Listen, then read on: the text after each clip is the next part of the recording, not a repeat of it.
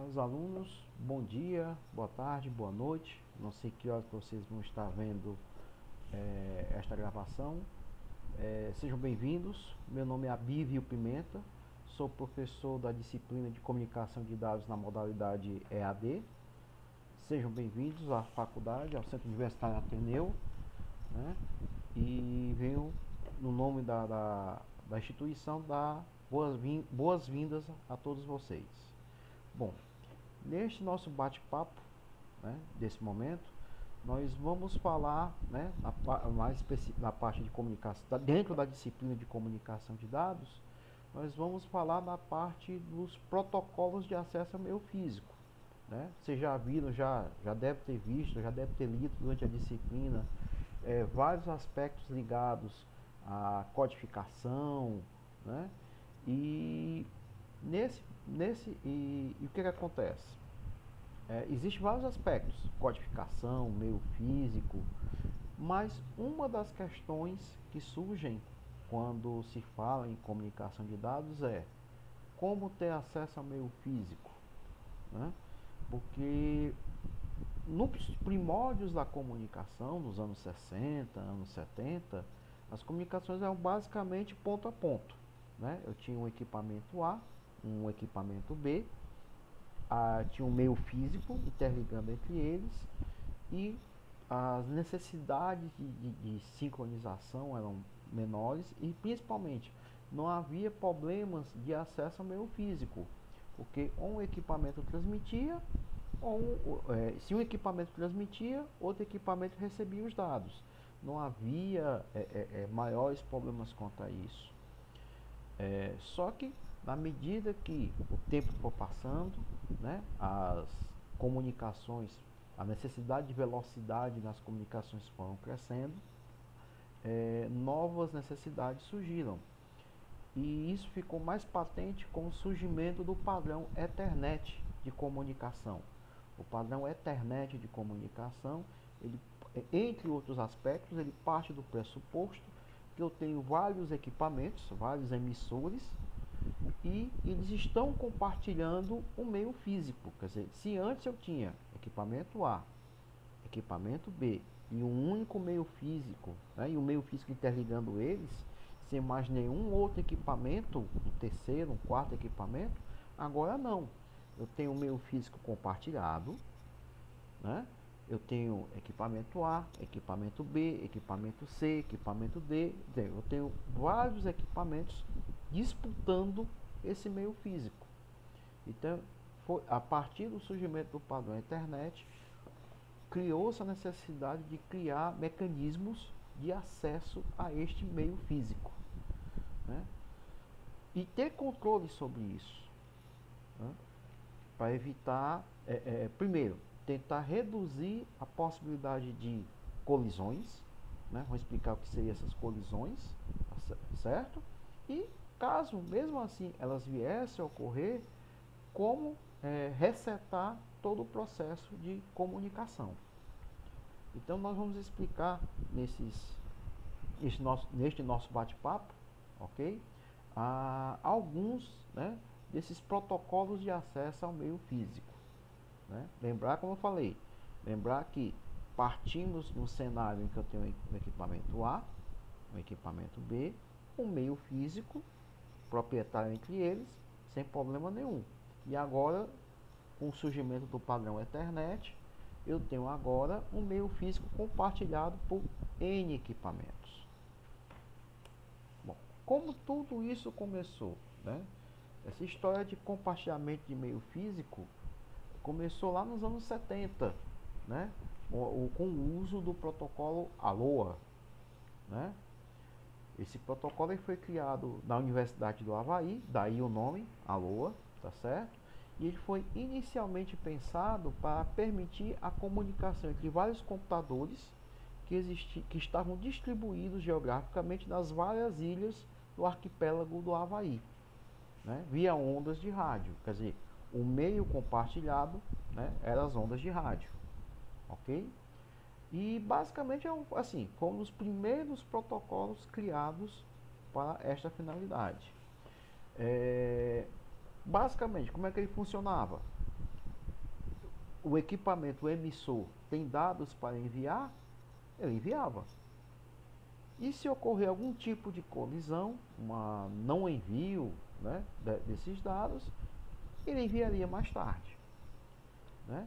Como foi um dos primeiros protocolos pensados para esta finalidade, então assim, ele teve o mérito de ser o pioneiro, mas como todo protocolo pioneiro, ele pagou seu preço. E qual foi o preço? Ele tinha várias falhas, né, que com o passar do tempo foram corrigidas, e principalmente o que acontecia? Essa definição, se ocorrer colisão, envie mais tarde. Mas o que seria esse mais tarde? O quanto seria esse mais tarde? Esse mais tarde foi que gerou vários problemas no protocolo ALOA, certo? Depois ele sofreu várias revisões, né, definindo o que seria esse mais tarde, mas mesmo assim, mesmo com os melhoramentos que ele teve, ele alcançava taxas de eficiência na faixa de 36% por aí. Então ele não é um protocolo realmente eficiente, mas ele foi o pioneiro. Quer dizer, todos os problemas que foram, como é que eu vou dizer, todos os problemas que ocorreram com ele serviam de base, serviu de aprendizado para os protocolos que vieram em seguida, ok? E aqui um exemplo de como seria o funcionamento simples do ALOA, né? Eu tenho vários equipamentos, equipamento A, B, C, D, E, F, G e H, tá certo? E eles, em unidades de tempo, né? Essas são as unidades de tempo, vão enviar dados. E acontece aqui, por exemplo, o que acontece? Toda vez que mais de um equipamento envia dados, ocorre o que nós chamamos de colisão. Então, nesse caso aqui, neste espaço de tempo aqui, ó, equipamento C, equipamento F e equipamento H tentam enviar dados ao mesmo tempo. Então, o meio físico, né, os sinais se confundem e é isso que caracteriza a colisão, certo? Nesse aqui, ó, neste exemplo aqui, neste espaço de tempo aqui, equipamento C, equipamento E e equipamento G tentam enviar sinais ao mesmo tempo e ocorre a colisão. Então, basicamente, isso é o que caracteriza uma colisão. Eu tenho dois ou mais equipamentos enviando ao mesmo tempo. Com isso, os sinais se embaralham, né? E aí, no ponto de vista do receptor, ele não recebe os sinais da forma correta. Ele recebe os sinais de forma embaralhada. Digamos assim, seria algo como um ruído no sinal, né? Os sinais se embaralham, né? Os zeros e uns não ficam definidos, né? Há mistura dos sinais e o receptor com isso não consegue identificar quem é o zero, quem é o 1 e simplesmente, do ponto de vista desse receptor, é uma sujeira que ele está recebendo. E é isso que caracteriza a colisão, ok? Então o que acontece aqui, ó, toda vez que há uma colisão, neste caso aqui, o emissor ou os emissores, eles vão tentar retransmitir novamente o sinal. Então isso aqui, este gráfico aqui é mais para mostrar o que seria uma colisão, né? É quando dois ou mais equipamentos tentam enviar sinais simultaneamente no mesmo meio físico, ok? Bom, como eu falei, com o passar dos anos, né, com todo o aprendizado que houve no ALOA, tá certo? Então, novas sistemáticas de protocolos de acesso ao meio foram desenvolvidas, ok? E com isso surgiu o QRSense Multiple Access, CSMA. É um dos protocolos de acesso ao meio utilizados principalmente em redes Ethernet, ok? Então ele é muito utilizado em redes cabeadas, né? Porque é mais fácil em redes cabeadas você detectar a ocorrência de colisões, é muito mais fácil você fazer essa detecção, em meios físicos determinados, né? Redes cabeadas nesse caso. E basicamente como é que ele funciona? O emissor ele vai enviar dados, ok? Então, antes de enviar esses dados, ele vai escutar o meio físico para saber se está ocupado, né? Se alguém está utilizando o sinal, está utilizando o meio naquele momento. Porque se alguém estiver utilizando, lógico que ele não vai poder emitir o sinal. Então, ele primeiro escuta o meio físico, vamos colocar assim, para saber se está ocupado. Se estiver ocupado, né? Então, dependendo da implementação do CSMA, né? Eu posso ter duas abordagens distintas. Primeira abordagem, o emissor vai ficar continuamente monitorando o meio até o meio ser liberado. Quer dizer, quem estava transmitindo deixou de transmitir, liberou o meio está livre e agora eu posso transmitir. Essa abordagem é que nós chamamos de CSMA do tipo persistente. A outra abordagem possível é o que? Bom, escutei o sinal, né? Escutei o meio, perdão, está ocupado, mas eu também não vou ficar todo o tempo ocupado esperando o meu liberar. E eu não sei quando é que isso vai acontecer. Então, eu vou esperar um tempo. Normalmente esse tempo tem que ser aleatório. E existe uma razão para esse tempo ser aleatório, né? E após passar esse tempo aleatório, né, eu vou fazer uma nova tentativa de envio de dados, né? Vou escutar o sinal, vou escutar o meio, né? Se o meio tiver ocupado, novo tempo aleatório. Se tiver livre, eu envio os dados. Essa segunda abordagem é chamada de CSMA não persistente. Certo? E por que tem que ser esse tempo aleatório? É simples. Pense no seguinte cenário. Eu tenho 2 ou mais equipamentos tentando enviar sinais, né? Tentando enviar seus dados ao mesmo tempo.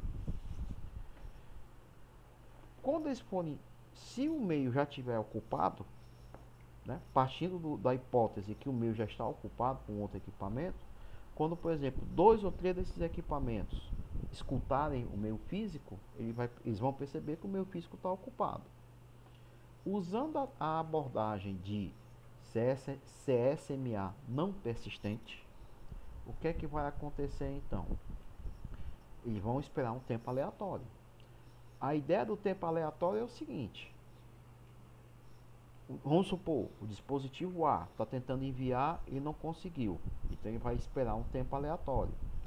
O dispositivo B, no mesmo momento que o A estava tentando enviar, o B também tentou enviar. Lógico que também não conseguiu porque o meu estava ocupado, e ele vai também esperar um tempo aleatório. A ideia é o tempo aleatório de A, tempo X gerado, o tempo X gerado, seja diferente do tempo gerado em B. Vamos supor, aqui vai ser, digamos, 5 milissegundos. Aqui vai ser, digamos, 12 milissegundos, 1 milissegundo.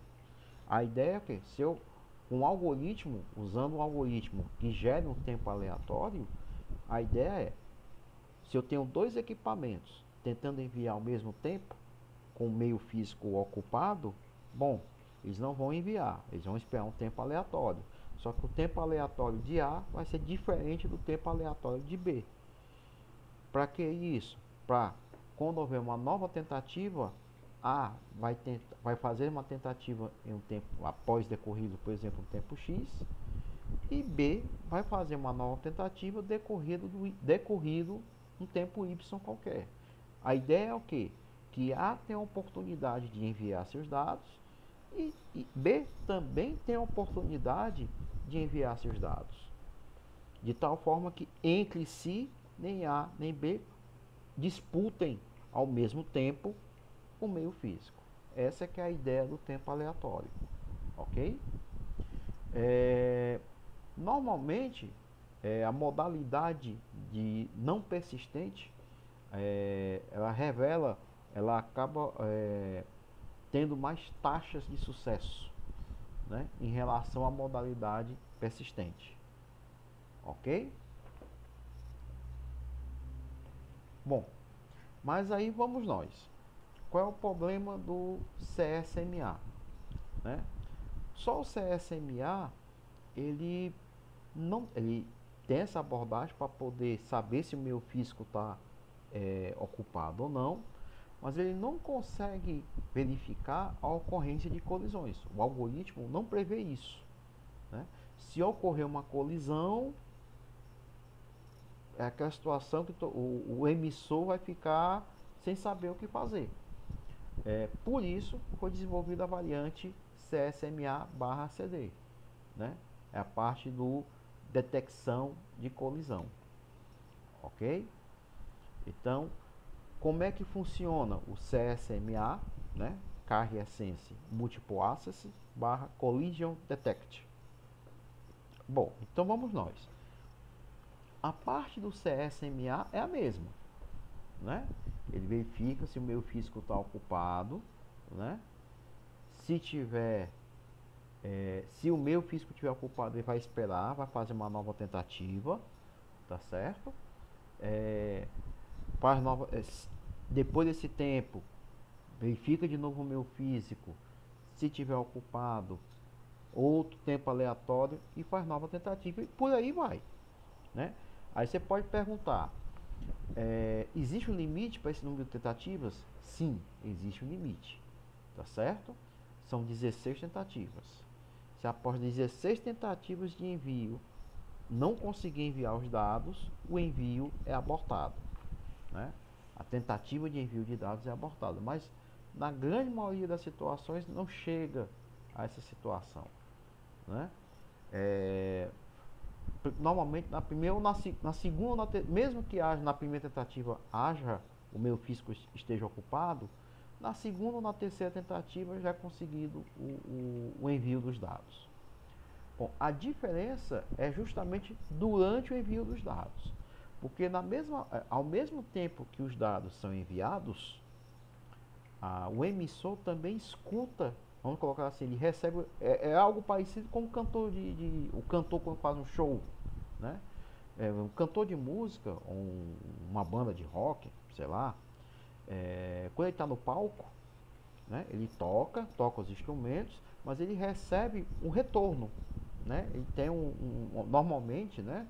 Esses grandes shows, os participantes, né? O pessoal da banda, o cantor, ele tem na mesma como eu estou usando aqui um fone de ouvido, ele tem um fone no ouvido que é para ele, digamos assim, se escutar, né? E a ideia é justamente essa, para ele saber se, por exemplo, se está havendo algum problema, no caso do cantor, né? Se está havendo algum problema em alguns instrumentos ou no microfone, de tal forma que ele sabe exatamente o que é que o público está ouvindo. Essa que é a ideia. Então, isso no caso, né, do ponto lá do retorno do cantor. E no caso aqui das comunicações de dados, a ideia é muito semelhante. O emissor está enviando os dados, né, está lá enviando os dados lá no meio físico, e ele também está recebendo um retorno, né? Ele está, digamos assim, se ouvindo, né? Ele está enviando os dados e está ouvindo esses dados que estão vindo do meio físico. Por que isso? Porque pode acontecer do que elemento A e elemento B, eles vão fazer uma tentativa de envio de dados. Na hora que eles forem fazer o envio da tentativa, eles primeiro vão ouvir o meio físico. E aí o meio físico está livre, não está ninguém ocupando, né? Então, para ambos, tanto A como B, o meio físico está livre. Bom, se o meio físico está livre, eu vou enviar os dados. Só que essa informação serve tanto para A como para B, né? Eles ouviram escutar o meio físico ao mesmo tempo, viram que o meio físico estava livre, né, desocupado. Bom, se o meio físico está livre, está desocupado, eu vou enviar os dados. E aí é que está o problema, porque tanto A como B vão enviar os dados ao mesmo tempo. E é nessa hora que vai ocorrer a colisão. Os sinais de A vão se misturar com os sinais de B dentro do meio físico. Não, os sinais vão ficar com ruído, com sujeira, certo? O elemento que vai receber esses sinais, né, que se o destino vai receber sujeira, não vai receber nenhum dado válido, né?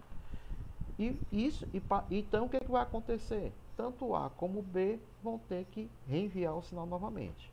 Então é por isso que ao enviar os dados, o emissor ele recebe esse retorno, ele ouve, né, vamos colocar assim, ele recebe uma cópia do que está sendo enviada, porque corre o risco que durante a emissão dos dados que ele está emitindo, um outro elemento também enviou, no mesmo momento que ele tentou enviar, um outro elemento também tentou enviar, né? Tentou enviar, está jogando dados, tentou enviar não, está jogando dados no meio físico, e aí vai dar a famosa colisão.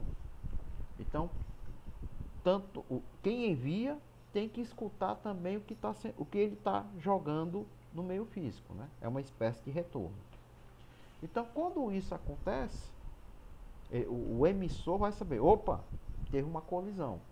Na mesma hora que eu enviei os dados, alguém também enviou os dados. Então, esses dados que foram enviados, na prática, se perderam, né? Foram corrompidos. Então, vai ser necessário reenviar esses dados novamente. Só que o que acontece?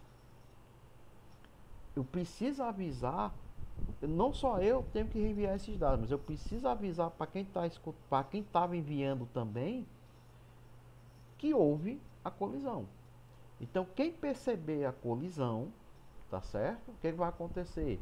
Ele cessa, eu enviei os dados e estou escutando o retorno e detectei a colisão. Opa, houve uma colisão, o sinal está tudo embaralhado. Então o que vai acontecer? O emissor, né, quem estava enviando os dados na mesma hora, vai parar de emitir, do ponto que tiver. Porque o que ele enviou até então se perdeu. E ele vai enviar uma sequência de 64 bytes, com todos os bits igual a 1, tá certo? Para que isso? Para avisar no meio físico, a quem tiver ligado ao meio físico, não só o possível receptor, mas quem estava emitindo também, para avisar, ó, houve colisão. Houve colisão no meio físico. A informação que foi jogada foi corrompida. Todo mundo está avisado que houve a colisão, todas as transmissões foram encerradas, porque não adianta A parar de transmitir, B parar de transmitir, se outros continuarem transmitindo. Não adianta, porque quem estava transmitindo também foi afetado por isso daí. E quem estava tentando ouvir os dados também foi afetado, de um jeito ou de outro. Então, a ideia é o quê? Cancela toda a emissão no meio físico, quem estava querendo transmitir ou quem estava transmitindo, para tudo, porque os dados foram corrompidos. E aí, o que acontece? Quem precisar enviar dados vai entrar naquela política do tempo aleatório, né? Vou esperar um tempinho. Que tempinho é esse? Um tempinho aleatório. A vai ter seu tempo, B vai ter seu tempo. Se tiver um outro elemento, um terceiro elemento, ele vai ter o tempo dele. E passado esse tempo, ele vai repetir todo o processo de envio dos dados. E é como eu falo, a ideia é o que? Esse tempo aleatório é justamente para poder o que? Aumentar a chance de, com tempos distintos, todo mundo que está querendo enviar consiga enviar os dados. E mais uma vez confirmando, se após 16 tentativas de envio, quem tá tentando enviar não conseguir, tá certo? O envio daqueles dados, ele é cancelado, ok? E aqui, pessoal, o que é que nós temos aqui? Um exemplo, né? Uma imagenzinha que mostra o que é que acontece. Então, o que acontece aqui, ó? Eu tenho o meu físico compartilhado, tá certo? A, B, C e D. 4 equipamentos que estão emitindo aqui seus sinais, né? Estão ligados, né? Emitindo seus sinais não, perdão. Que estão ligados ao meio físico. E aí, num dado momento, tanto A como D vão tentar enviar sinais. Como o meio físico até então estava desocupado, então, pelo CSMA, se A e D resolverem emitir ao mesmo tempo, o que vai acontecer? Tanto do ponto de vista de A como do ponto de vista de D, o meio vai estar livre. Porque até então ninguém estava utilizando o meio físico. Então, na hora que A e D escutarem, né, o meio físico, para saber se o meio físico está ocupado, né, A e D vão receber o feedback de que não, meu físico está liberado, está tranquilo, posso emitir os dados. Então, o que vai acontecer? Bom, sinal verde, A e D vão enviar os seus dados. E é nessa hora em que tanto A envia os dados quanto D envia os dados, é que vai ocorrer a colisão, né? Os dados, né, vai ter ruído, né? Os dados não vão ficar mais inteligíveis para o receptor, né? O receptor não vai conseguir receber aquele sinal, identificar os zeros e uns, identificar a sinalização. Resumindo, o sinal foi tanto dado de A como tanto dado que A enviou como o dado que D enviou foi corrompido. Quando isso acontece, né, como A e D, né, pelo o mecanismo de collision detect, né, estão também recebendo o retorno do sinal, então eles vão perceber que houve a colisão. Opa, vamos abortar a transmissão porque a colisão ocorreu. E aí o que acontece? A vai esperar um tempo aleatório, tá certo? D vai esperar um tempo aleatório. O mecanismo é implementado de tal forma que a chance que o tempo aleatório de A seja igual ao tempo aleatório de D é muito pequena, tendendo a quase zero, né? A implementação é feita dessa forma, tá certo? E aí, terminado, né? Quem quer que termine primeiro, ou seja A ou seja D, quem terminar primeiro vai repetir todo o processo de envio, vai recomeçar todo o processo de envio. E a ideia é, como eu falei, primeiro, garantir que ou A ou D esperem um tempo, um deles vai ter um tempo maior do que o outro. A ideia é que esses tempos não sejam iguais, haja uma diferença, né? Digamos assim, a implementação dos circuitos, a implementação do programa é feita de tal forma que a chance, neste exemplo aqui, que o tempo de A de espera de A e o tempo de espera de D sejam iguais, essa chance disso ocorrer seja tendendo a zero, né? É uma porcentagem muito pequena. E sendo feito dessa forma, isso garante o quê?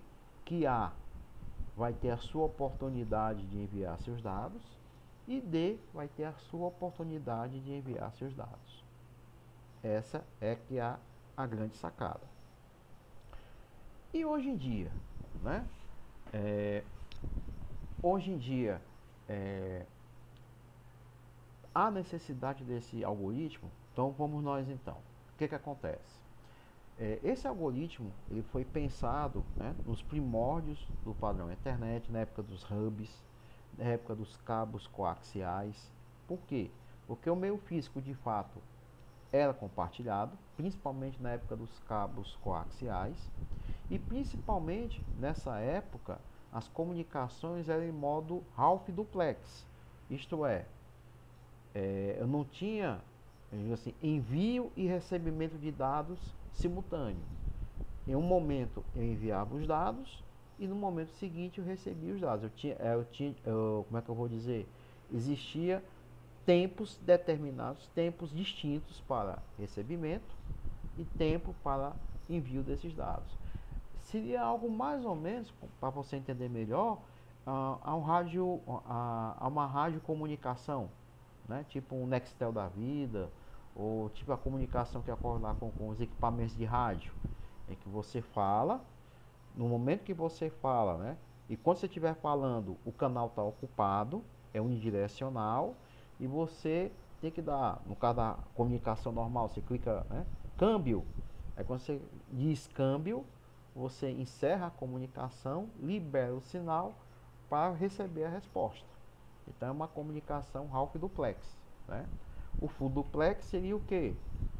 Envio e recebimento de dados simultaneamente.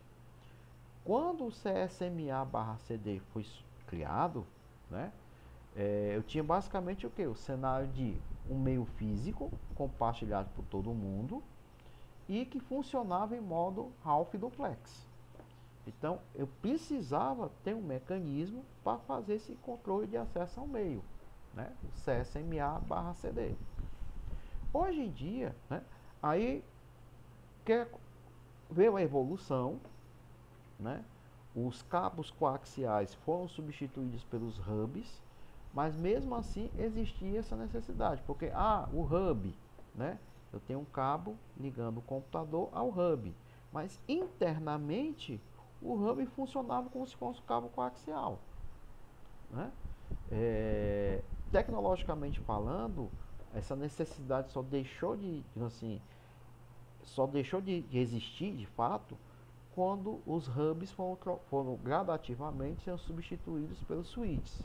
A tecnologia, a forma de funcionar do switch é que na prática torna obsoleto, né, o uso do CSMA/CD, né, devido à forma como os switches funcionam. Mas tá lá, o protocolo ainda está existente porque vai que por alguma razão qualquer você só tem um hub à disposição, então você precisa desse equipamento, ok? Bom, mas como continuando, né, as comunicações foram evoluindo, tá certo? E hoje em dia nós vivemos a era das comunicações sem fio, né? Bluetooth, Wi-Fi,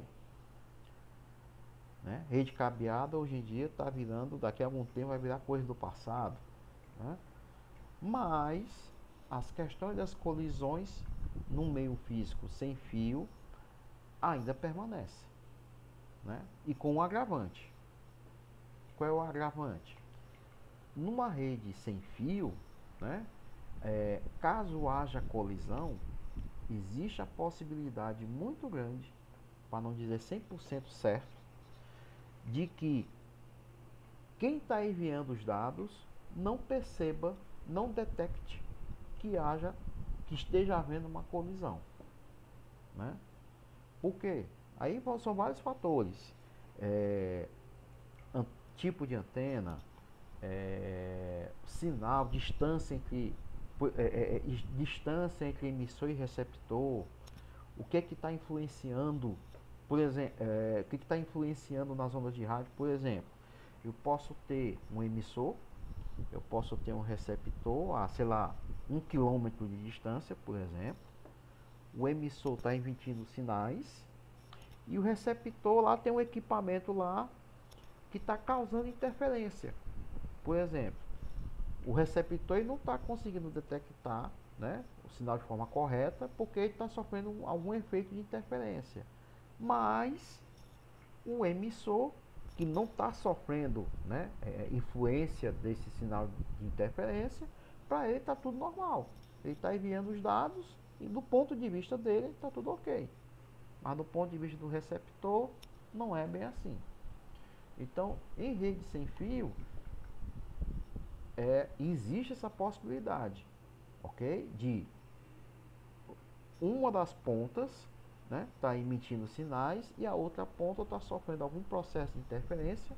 Esse processo de interferência esse processo de interferência acaba causando uma colisão das informações, uma colisão dos sinais, mas o emissor não percebe isso, né?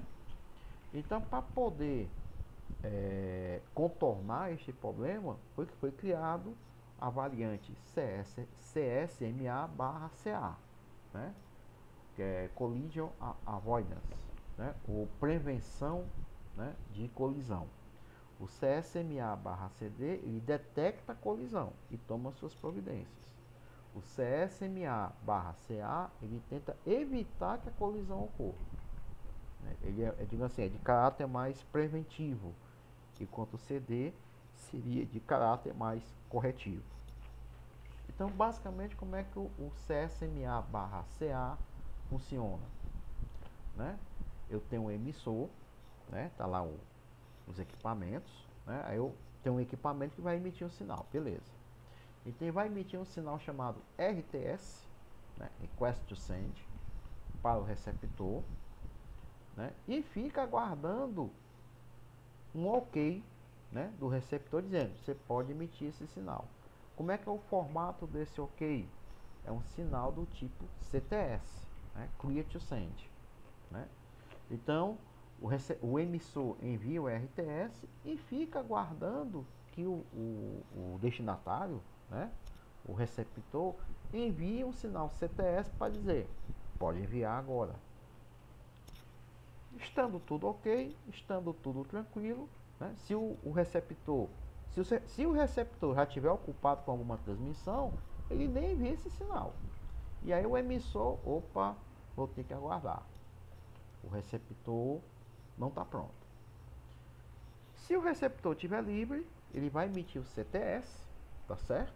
E aí o CTS vai ser enviado de volta para o receptor, e aí o CTS vai dizer, perdão, o emissor vai começar a enviar os dados, certo? E o emissor só envia os dados se ele receber o CTS. E quando ele não receber o CTS, nada feito, né? Bom, mas vamos supor que o emissor recebeu a autorização, né? Recebeu o OK do receptor e está começando a enviar os dados. E um terceiro, um quarto elemento está querendo enviar os dados. O que vai acontecer? Bom, ele primeiro, quando ele liberar, né, tentar enviar, ele vai perceber o tráfego, né, um sinal que não é para ele, né? Eles vão captar o RTS ou CTS dos outros, então ele já vai ficar quietinho na dele, tá certo? E vai esperar, é a mesma história. Vou esperar um tempo aleatório para poder fazer a comunicação. Basicamente é isso, ok? E qual é o e vamos nós. Esse mecanismo, né, o CSMA/CA, ele normalmente garante uma taxa de eficiência na faixa de 100%. Então, eu raramente vou ter algum tipo de colisão, né, numa rede sem fio que use esse algoritmo. Mas, como eu falei, é quase sempre. Tem algumas situações que eu não vou conseguir evitar. Uma situação é essa. Por exemplo, eu tenho algum equipamento que está causando interferência no sinal em uma das e só está causando interferência em uma das pontas e não na outra, né? Então, em algum momento o emissor não vai mais receber o CTS, dizendo que ele pode emitir. Outra situação comum, se houver diferenças, eu tenho vários equipamentos. Vamos tentar pegar um exemplo prático. Eu tenho meu access point, né, na minha residência, na minha empresa, e os equipamentos que estão se comunicando com ele estão a distâncias distintas, né? Sei lá, um está a 1 metro, o outro está a 10 metros, outro está a 20 metros, ok? Porque essa distância é que aumenta a possibilidade, vai dar um tempinho, né? Uma diferença de tempo, mas pequena, mas vai dar essa diferença de tempo e é o suficiente, não precisa mais do que isso. Ou então, se eu tenho algum equipamento que está móvel, como é o que acontece, por exemplo, na rede celular. Na rede celular eu tenho uma antena fixa, mas eu tenho os aparelhos celulares que estão se movimentando.